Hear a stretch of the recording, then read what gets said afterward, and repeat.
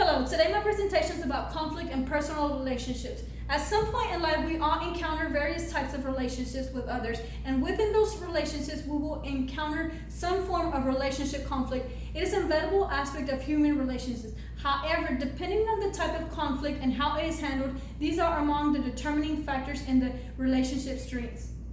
There are 5 basic characteristics of conflict. 1 is the way we relate to others. Conflict is natural and interdependent between 2 parties. 2, most conflicts will have 3 dimensions. 1, the content, 2, the relational, and 3, the procedural. To understand this, let's just say that you find out that your roommate has been stealing your makeup to go out. The content dimension of this conflict focusing on the specific topic about which they disagree on. This would be your roommate's dishonesty. The relational dimension of this conflict is raising the question about how the conflict will affect both of their feelings for each other in the future.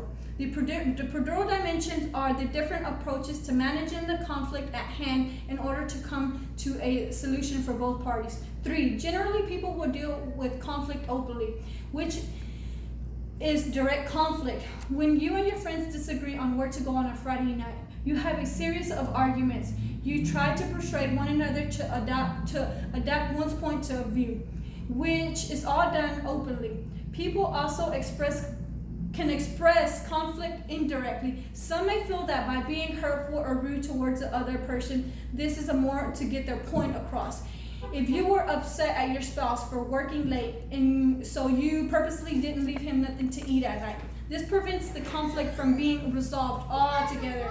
4, researchers have shown that conflict can affect the mental and health. Stated in your textbook, it can avoid stress, cause health issues, or aggressive behaviors. 5, when you manage your conflict, it does certain benefits. Working through a conflict positively can help 2 people learn more about one another and their relationship. Common sources conflict are criticizing someone or your spouse for bad behaviors, money, household chores.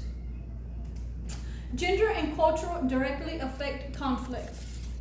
Men are taught to be more aggressive, whereas women are taught to hold their tongue and suppress their thoughts or feelings. This makes it much harder for females to attach or achieve their goals. In a society predominantly ran by men, culture also plays a role in shaping the way people respond to conflict. There are various ways that culture plays a role in this, whether a culture is interdependent or collectivistic, or the cross-culture conflict, where you misinterpreted each other's behavior.